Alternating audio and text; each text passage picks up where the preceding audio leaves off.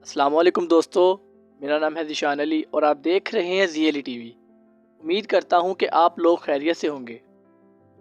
ناظرین، ہزاروں سال نرگس اپنی بے نوری پہ روتی ہے، بڑی مشکل سے ہوتا ہے چمن میں دیداور پیدا۔ قائد اعظم جیسے عظیم لیجنڈ صدیوں کے بعد پیدا ہوتے ہیں، جو اپنے عظیم کارناموں سے دنیا کو حیران و پریشان کر کے رکھ دیتے ہیں۔ ناظرین، قائد اعظم محمد علی جناح 25 دسمبر 1876 کو کراچی کے ایک مشہور خاندان میں پیدا ہوئے۔ ولادت کے بعد والدین کو بچے کا نام رکھنے کا خیال آیا۔ اب تک ان کے خاندان کے نام مسلمان ہونے کے باوجود ہندوانہ تھے، مگر آپ کے والدین نے یہ فیصلہ کر لیا کہ ان کا نام مسلمانوں کا ہونا چاہیے۔ چنانچہ آپ کا نام محمد علی تجویز کیا گیا۔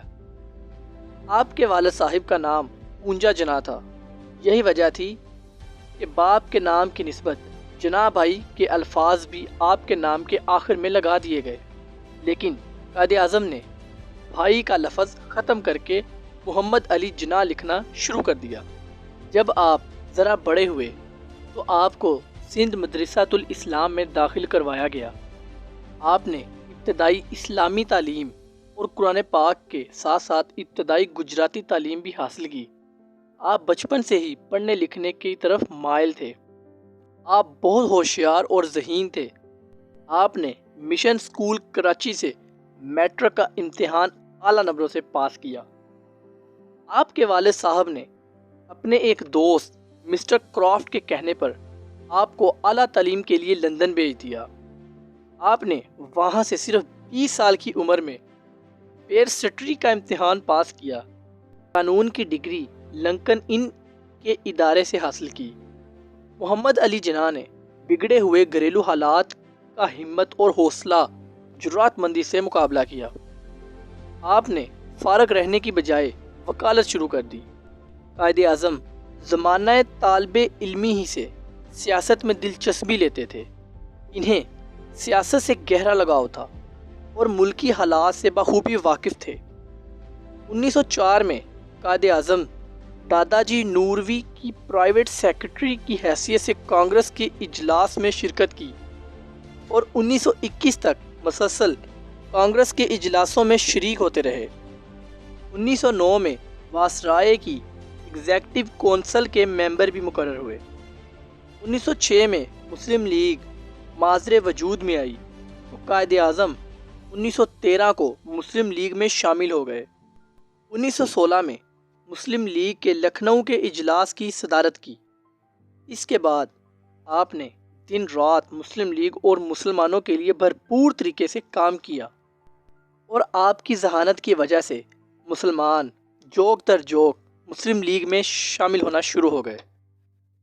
آپ نے انڈیا کے مسلمانوں کے لیے انگریزوں سے جنگ کی اور دو قومی نظریہ کی بنیاد رکھی، جس میں بتایا گیا کہ ہندو اور مسلمان دو الگ الگ قومیں ہیں، ان کی زندگی گزارنے کے طریقے بھی ایک دوسرے سے مختلف ہیں، ان کے لباس اور خوراک میں بھی فرق ہے۔ دسمبر 1928 میں نہرو رپورٹ پر غور و فکر کرنے کے لیے کولکتہ میں ایک کل جماعتی کنونشن منعقد ہوئی۔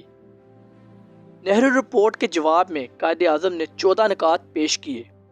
23 مارچ 1940 کو لاہور میں منٹو پارک، جسے آج کل اقبال پارک کہتے ہیں، میں قرارداد پاکستان منظور کی گئی۔ اس قرارداد میں مسلمانوں کے لیے ایک الگ ملک کا مطالبہ کیا گیا اور اس الگ وطن کا نام پاکستان تجویز کیا گیا۔ قائد اعظم کی انتھک اور دن رات کی مخلصانہ کاوشوں کے بعد بالآخر 14 اگست 1947 کو پاکستان معاذر وجود میں آیا۔ پاکستان دنیا کے نقشے میں ایک عظیم اسلامی ریاست کے طور پر ابھرا۔ جب پاکستان وجود میں آیا تو قائد اعظم اس کے پہلے گورنر جنرل مقرر ہوئے۔ آپ نے اس نئی اسلامی ریاست پاکستان کو مضبوط تر بنانے میں دن رات کام کیا۔ قائد اعظم میں قیادت کی صلاحیت بدرجہ عتم موجود تھی۔ آپ نے اپنی تمام تر صلاحیتیں مسلمانوں کی فلاح و بہبود کے لیے صرف کر دیں۔ سب سے بڑا مسئلہ مہاجرین کی آباد کاری اور سرکاری نظم و نسق کو برقرار رکھنا تھا۔ قائد اعظم نے دن رات جا کر اس ملک کی بنیادوں کو مضبوط کیا۔ ناظرین، قائد اعظم محمد علی جناح کی شب و روز محنتوں اور کاوشوں کا نتیجہ پاکستان کی شکل میں تھا۔ شب و روز کی انتھک محنت سے آپ کی صحت خراب رہنے لگی۔ ڈاکٹروں نے آرام کا مشورہ دیا، مگر آپ نے پاکستان کو مسائل میں گھرا ہوا چھوڑ کر آرام کرنا مناسب نہ سمجھا۔ تاہم آپ نے پاکستان کی بقا کے لیے اپنا تن من دھن سب قربان کر دیا۔ قائد اعظم نے دن رات شب بیداری کر کے اس ملک کی بنیادوں کو مضبوط سے مضبوط تر بنانے میں کوئی کسر نہ چھوڑی، جس کی وجہ سے آپ کی صحت زیادہ خراب ہو گئی۔ آخر کچھ عرصہ بیمار رہنے کے بعد مسلمانوں کے یہ عظیم رہنما 11 ستمبر 1948 کو اس دنیائے فانی سے کوچ کر گئے اور اپنے مالک حقیقی سے جا ملے۔ آپ کا مزار کراچی میں ہے، جہاں ملک بھر کے لوگوں کے علاوہ دنیا بھر کے لوگ بھی آپ کو خراج تحسین پیش کرنے کے لیے آتے ہیں۔ آپ نے پاکستان کے مسلمانوں کے علاوہ دنیا بھر کے مسلمانوں پر زور دیا کہ وہ خلوص و نیت، جذبے اور ایمانداری سے کام کرتے رہیں تو انشاءاللہ تعالی فلاح کی منزلیں پائیں گے۔ آپ نے خاص طور پر مسلمان پاک ہندو کو اتحاد، ایمان، نظم و ضبط کا سبق دیا۔ اس کے علاوہ قائد اعظم کا پیغام ہے کہ کام کام اور صرف کام، اتحاد، تنظیم، یقین، محکم۔ ناظرین، یہ تھی میری آج کی ویڈیو پسند آنے کی صورت میں ویڈیو کو لائک کریں، شیئر کریں اور کمنٹ سیکشن میں اپنی رائے کا اظہار ضرور کریں۔ میں ملوں گا آپ کے ساتھ نیکسٹ ویڈیو میں۔ اللہ حافظ۔